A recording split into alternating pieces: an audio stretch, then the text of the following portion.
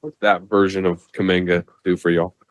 Takes his team to another level. He was so patient, let the game come to him.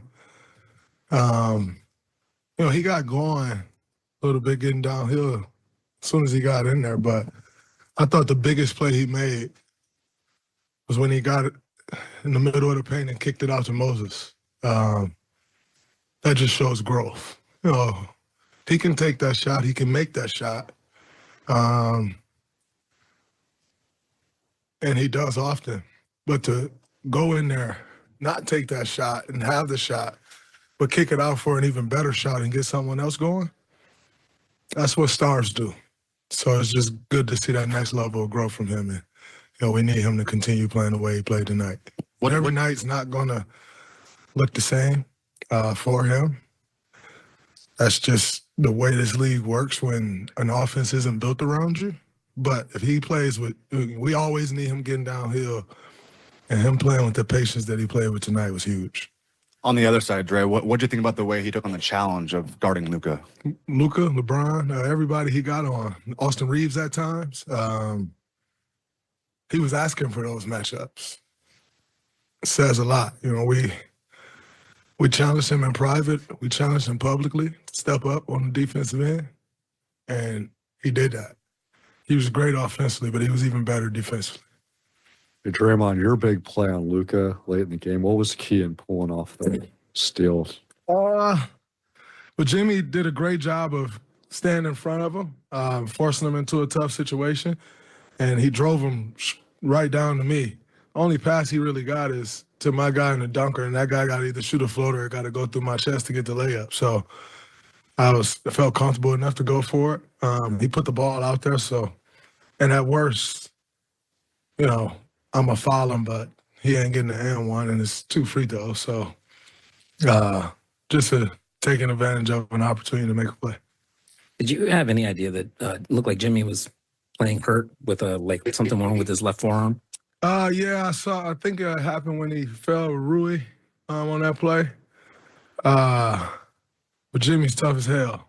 And, we needed him to come back in to close that game out.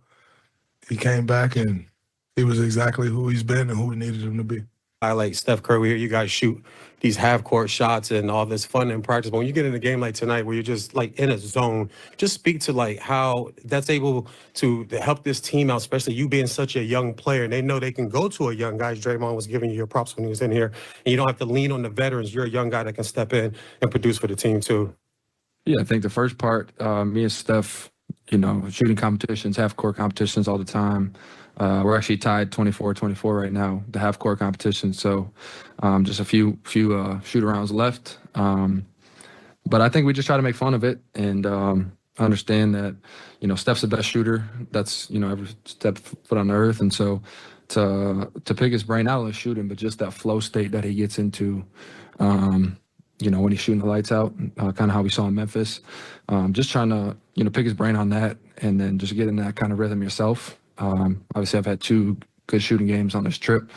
And so just continue that, to lean on that. And then to your second question, as a young player, having that confidence from the older guys that, you can be leaned on and you're not just out there is super special, especially, as a young player, you got so many things you want to accomplish. To have that confidence from your vets. This was fun basketball, folks. This is like a playoff game. Warriors dropped 45 in the first quarter, but yet the Grizzlies kept chipping away. You needed Stephen Curry's 52 points. You needed Jimmy Butler's 27 points. You needed Draymond Green's first triple-double of the season. But all the winning plays down the stretch, Fezzi fell. Let's break it down and pick it up with 3 minutes left in the fourth quarter. All right, Bonte, let's go. This is a big game, big implications. You got to have the ball in your best player's hands. And what I love is that Jimmy is starting to understand exactly where the ball needs to go. Steph is hot at this point. Yep. Jimmy knows exactly what to do. He's going to come off the screen. Great find by Draymond Green. Look at the time and score right now. That's 2 minutes left in the game, and he just keeps making plays, Monty. You look at what Jimmy did, though, and just got the quick pen down. He knows how to play with Steph already, and that's a veteran move right there. This is a big bucket. Not only does he foul Jaren Jackson the second out, that was a broken play. And when you have a guy in Jimmy Butler that can get to the paint and score at will, now you have the defense paying attention, and you have willing passers with him and Draymond. So, of course, Steph is going to be open when you move the ball. Steve Kerr says it all the time. If you swing the ball enough, great things are going to happen, and that's one of the things. The guys are out of position. Brandon Podziemski taking advantage of the fact that the defense is out of sorts and out of rotation. This is what it means to play team basketball right now. Yeah, for most of that game, both BP and Moses were pretty quiet on offense. But when the game came down to it, those last 71 seconds, they both got the only field goals in that time. So to see those two guys come up big at a moment like that, I think that means good things for the Warriors. No doubt. And now they're starting to build that chemistry, that momentum moving forward here with 7 games left. And they're bonding outside of the arena. They're at the soccer game yesterday. LAFC against Inter Miami. Messi's in the building. Suarez is in the building. You see Jimmy Butler there with Gary Payton II, Pods, Kevin Knox. He's on. You got assistant coaches. Stephen Curry was in his suite getting booed by LA fans. Oh, Monte, you got your eyes everywhere. I got my eyes everywhere. I was actually watching that game. I was a little bored last night. I was like, oh, I'll watch some soccer. But look at Jimmy. He loves his soccer, of course. Yes. He's big into soccer overseas. It's why he wears the number that he wears, because of all those famous soccer players wearing number 10. But you see GP2 smiling. Yep. They're feeling good right now, Fezzy Phil. Well, the one thing I will say about Steve Kerr and the Warriors in general, they understand the importance of having a good team chemistry and how it translates. Things off the court translate to chemistry on the court. And Jimmy Butler, one of the things I've heard him say is that the Warriors, the way the team is, the way everybody comes together, all these things matter. And for the Warriors going down the stretch right now, it's really important for them to find ways to really get ready to ratchet up at the end of the season right now. We have, what, 7 regular season games 7 games left. Right now, Monty, it's time to go.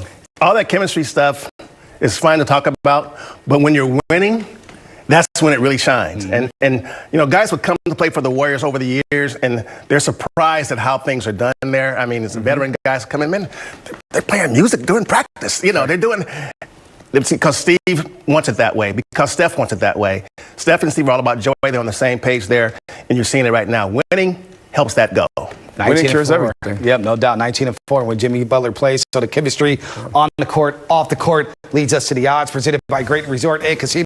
Down the stretch, I'll start with you, Monty Poole. How's this going to shake out in the Western Conference? Every single day, there's going to be movement. You can't help it. That's the great thing about the way the schedule is laid out, is because now you're going to start seeing the West teams play each other. And as they play each other, somebody's got to lose. So if you keep winning, you keep going up. You start losing, you go down like a rock. So these last 10, 11 days, man, I mean, talk about popcorn. You need more than popcorn for this. For anybody who's trying to predict where guys or where teams are going to end up, you have to be some kind of soothsayer, right? The Warriors right now, they have the Denver Nuggets, the LA Lakers ahead of them. They have them back-to-back nights. Right. At some point, you're going to play the Clippers. You're going to play the Houston Rockets. These are all games where the Warriors can move up to take those teams' positions. So every game is a playoff game now. This is win or lose, win. And usually in these games, at the end of the season, when you play against teams that you might face in the playoffs,